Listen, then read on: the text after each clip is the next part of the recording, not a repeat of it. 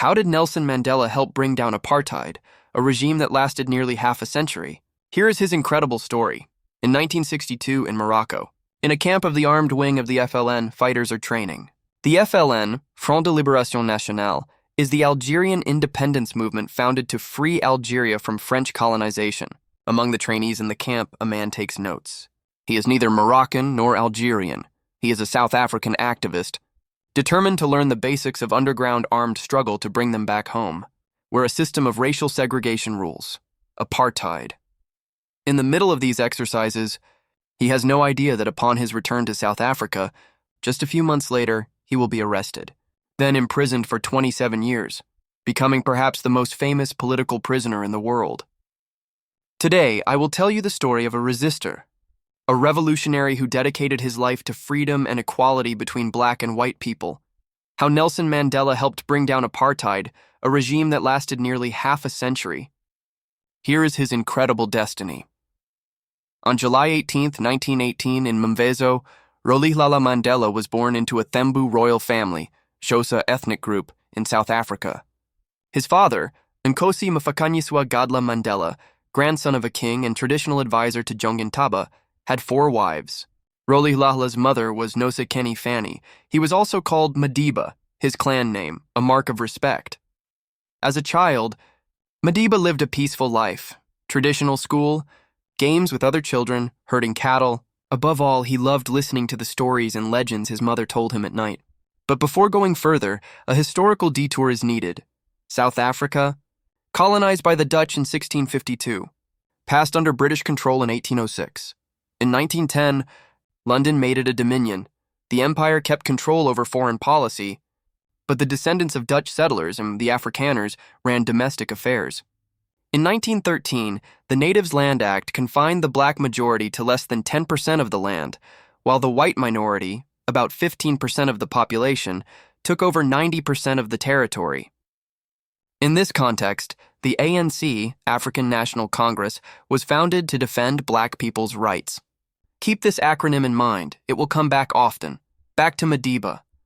In 1925, at age 7, he entered an English-speaking Methodist school.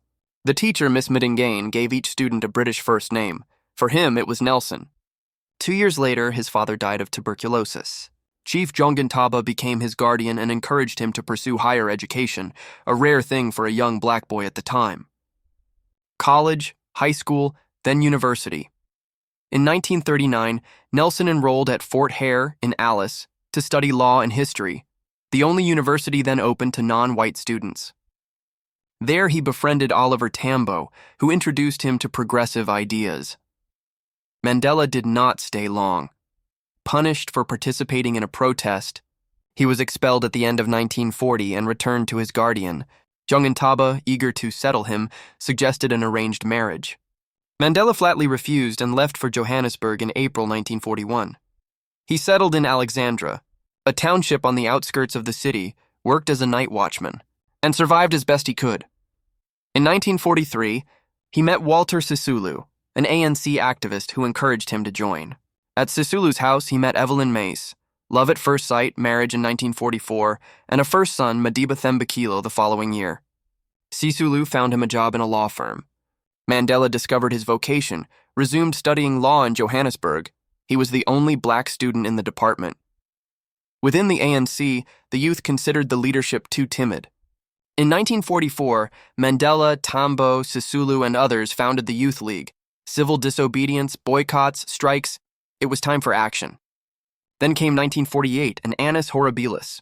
On the personal front, Mandela and Evelyn lost their daughter Makaziwe, who died at 9 months. Politically, the National Party, Afrikaner and openly racist, won the elections, reserved for whites, and instituted apartheid. Separation in Afrikaans, forced relocations, segregated neighborhoods and public services, mandatory internal passes, bans on using the same beaches, benches, buses. Segregation became the law. From then on, Mandela's life fully turned to the struggle. Despite a heavy activist agenda, he managed to open, with Oliver Tambo in 1951, the first black law firm in the country. Cases poured in, particularly those of ANC activists.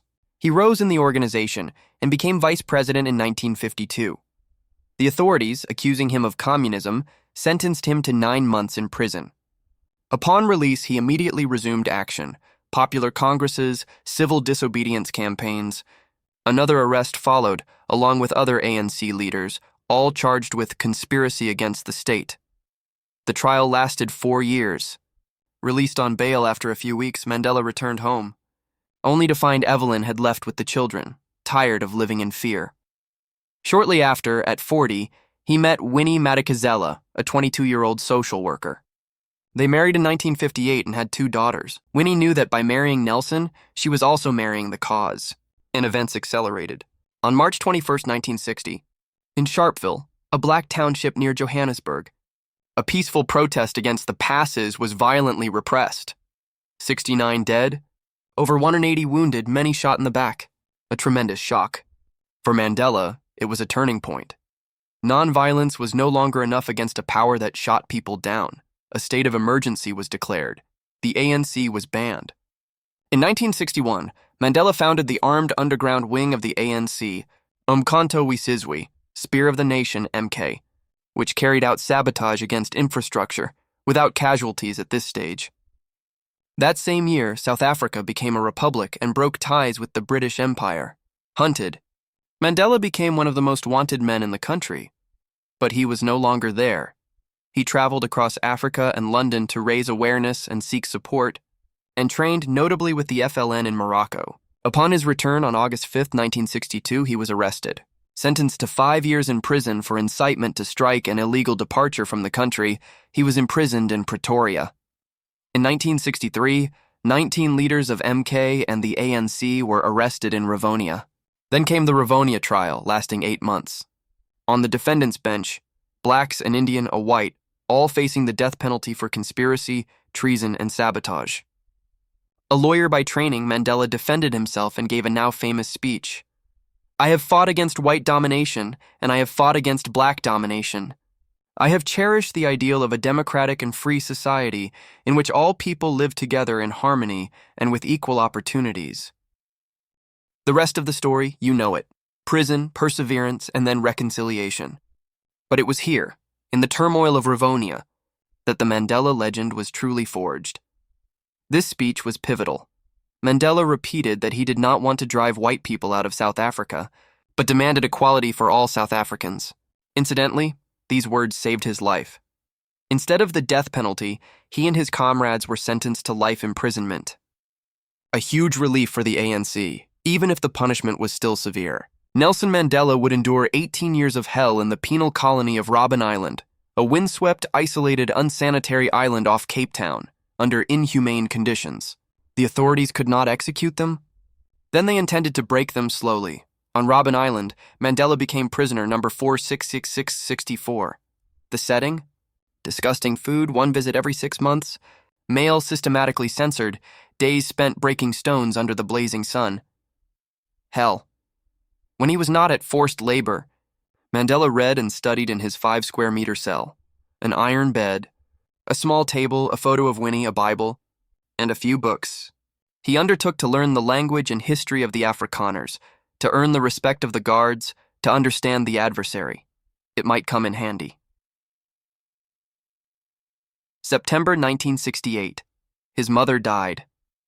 He begged in vain to be allowed to attend the funeral. July 1969. His eldest son, Thembi, died in a car accident at 24. Again, he was forbidden to go.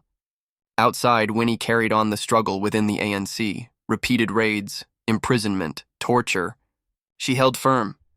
In the 1970s, protest grew and repression intensified. In June 1976 in Soweto, police opened fire on a student demonstration, 575 killed according to the official toll. In 1977, activist Steve Biko was tortured to death. The world was outraged. Singer Miriam Makeba became one of the voices of the anti-apartheid movement. International artists joined in, including those gathered on the song Sun City. Under pressure, Mandela was transferred in 1982 to a prison in Cape Town with less harsh conditions. The struggle continued and hardened. Some members of the ANC's armed wing responded to state violence with deadly attacks, such as in Pretoria in 1983, 19 dead, more than 200 wounded. The country teetered on the brink of civil war. Ungovernable became the rule. The Afrikaner government realized it had no choice. It had to open a door. Mandela was offered a deal, his freedom in exchange for renouncing the struggle. He flatly refused. In 1986, he was transferred again, this time to a secure house with a garden and swimming pool. A detail that might seem anecdotal but was highly symbolic. The tide was turning. Mandela's 70th birthday, in June 1988, was marked by a giant concert at Wembley, broadcast in about 60 countries, 600 million viewers.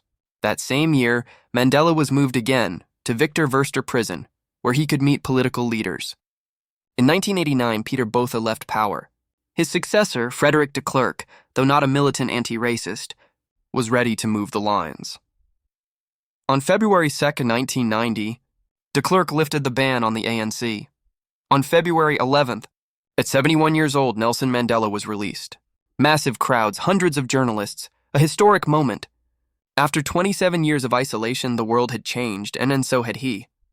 On the balcony of Cape Town City Hall, fist raised, he promised to continue the struggle for equality, peace, and reconciliation. In his private life, reconciliation was impossible. 27 years of separation had left scars. Winnie, now a formidable figure, had crossed lines with a militia that kidnapped and caused the death of a young black dissenter. Acquitted of complicity in murder but found guilty of kidnapping, she became a liability for an ANC eager to project an image of peace. The couple announced their separation in April 1992. Mandela, elected president of the ANC in 1991, negotiated tirelessly with the government. On June 30, 1991, de Klerk repealed apartheid laws. In March 1992, white voters approved the reform by more than 68%. Apartheid was officially abolished. In 1993, Mandela and de Klerk jointly received the Nobel Peace Prize. But civil peace was far from achieved. Far-right violence, clashes with the Zulu and Xhosa movement, police complicity. Mandela, however, clung to the democratic path. April 1994, the first universal multiracial elections. More than 15 million new voters. The ANC won by a wide margin, 62%. At 75, Mandela agreed to be a presidential candidate, on the condition of serving only one term. On May 10, 1994, he became South Africa's first black president.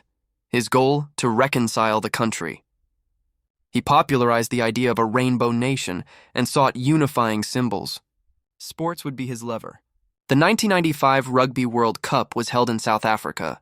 Rugby was the Afrikaner sport, and the Springbok team was despised by black South Africans. Mandela extended a hand. He met Captain Francois Pienaar, encouraged players to visit the townships, wore the green and gold jersey. The Springboks learned the Xhosa Zulu anthem. Magic happened. The team won the title. The country rejoiced. Together. If you haven't seen it, the film Invictus brilliantly recounts this story. In 1996, Mandela enacted a new constitution to legally lock in equality and prevent any backsliding. In 1998, he remarried Graça Machel, widow of Mozambican President Samora Machel. In 1999, true to his word, he stepped down after 5 exhausting years in power. He created his foundation, became active in the fight against AIDS. His son Magatho would die of it in 2005.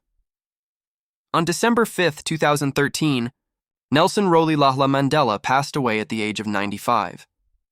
The world paid tribute to Madiba.